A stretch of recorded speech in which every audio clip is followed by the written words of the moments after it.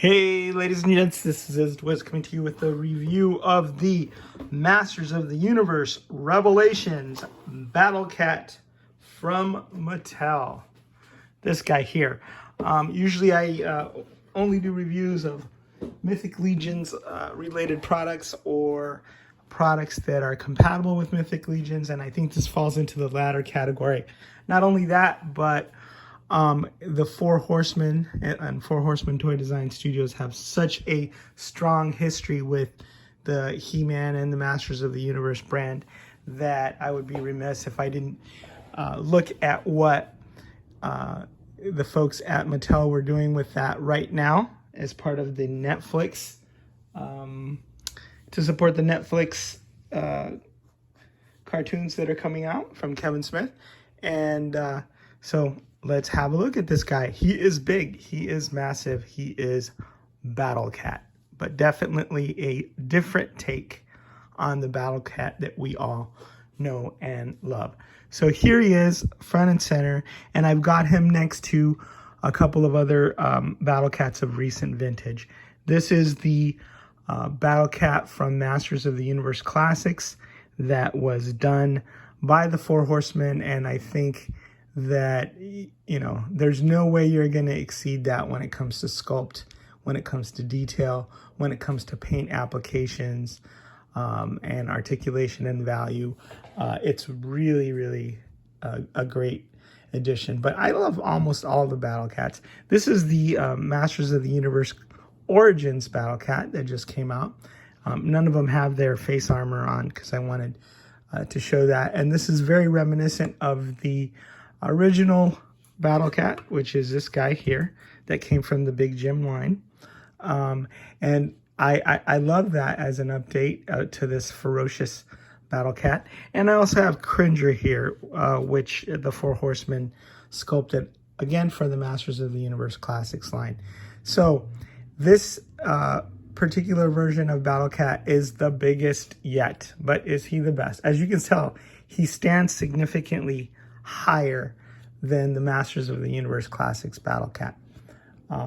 So let me bring him out here in front, and hopefully we can get him into the shot.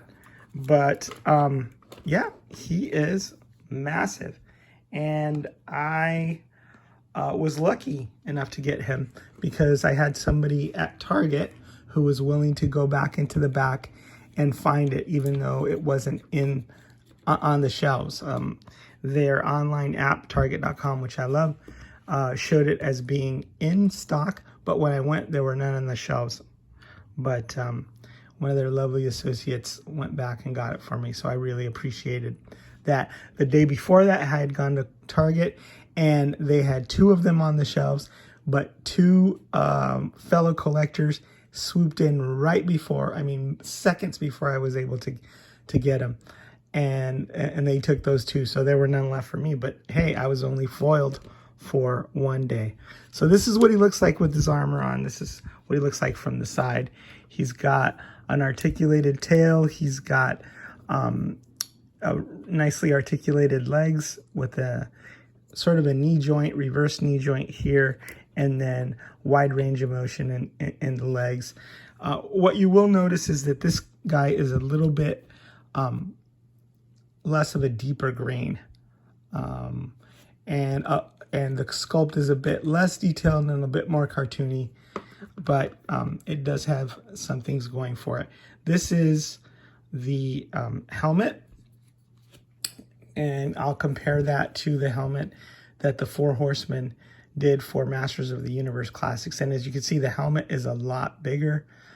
It's not quite as realistic looking. It's got the eyeballs.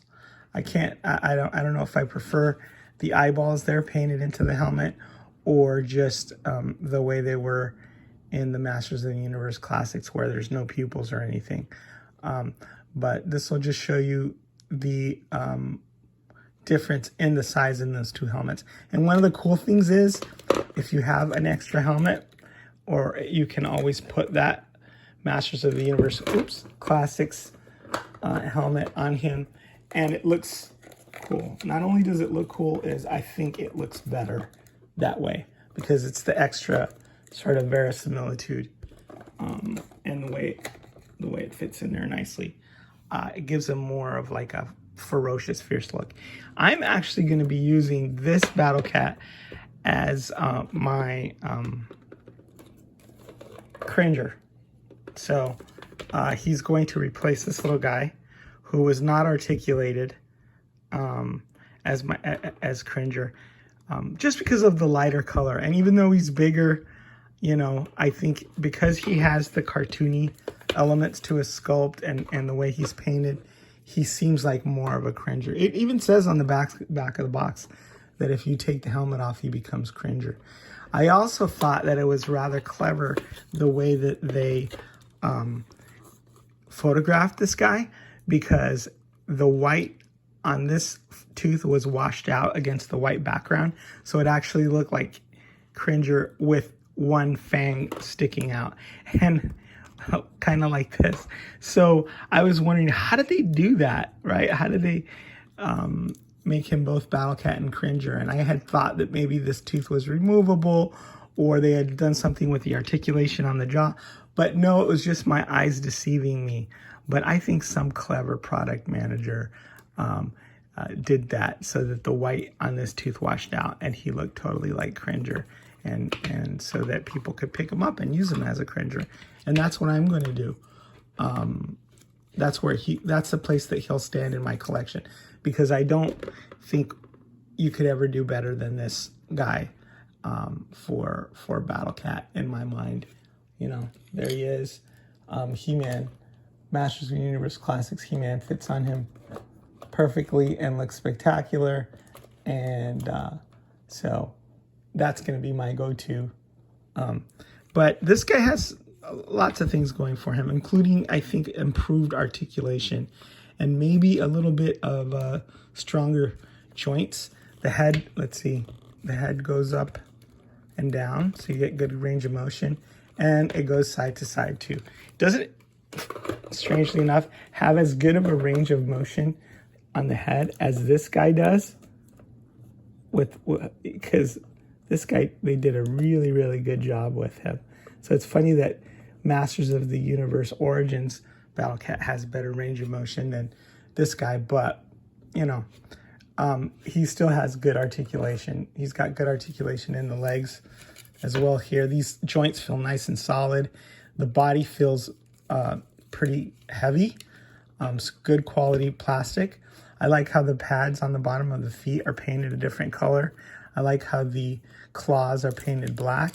So the one other place where, oops, hey, I guess he's, it wouldn't be a review if I didn't knock anything over. The one place where he does sort of fall a bit short of the Masters of the Universe Classic would be that this is a very, very soft plastic, very pliable. And I don't know if that means that it's lesser quality or that it's, you know, more likely to degrade over time. But I would definitely feel more comfortable if he had sort of this rigid sort of plastic. And you can always adapt it, like I said, and use your armor from the Masters of the Universe Classics guy. Maybe extend the belt a little bit there. And to me, I think he looks a lot cooler with this more realistic, this more rigid armor. So as you can see, also the paint on the face is more cartoony. The expression is more cartoony. Just everything about him is more cartoony as opposed to this, which actually looks like a real tiger. So it matters. You know, I also think that this one might be good to maybe have as a filmation version of the Battlecat. But hey, it was $40. Pretty good bang for the buck on this guy. Like I said, the articulation, the weight, the quality of the plastic have not disappointed whatsoever. I think he might also have some improved articulation here in the body, so you can see how there's good range of motion going back and forth there and up and down the mid joint. And then the tail has a really good range of motion. It also has this little light tuft there at the top, which this guy didn't. So let me show you my favorite Battlecat, but you can see with the size comparison the difference there, right? It is significant, not only just in size but also in detail and the depth of the paint and the paint deco. And then the Origins Battlecat, which is smaller still and lacks some articulation, but it still captures the real sort of vibe of Battlecat, that real ferociousness that we were introduced to with the original. And I don't, the original here. I don't have the 2000X. I don't know where he's gone to, but I don't know. I don't know where he is. He's not in my permanent display. But I also have this guy, Pepita, and I may just look at trying to make a Pepita out of this guy. Put some horns on there and paint him. The colors are almost the same. So Pepita from Coco with some wings. I think that would be a fun custom to make. All right, so there's kind of a comparison, contrast of all these Battlecats. I recommend him at $20. It's a big toy, good bang for the buck. And like I said, he will be my cringer definitely in my collection, and well worth the $40. All right, is the Wiz signing out.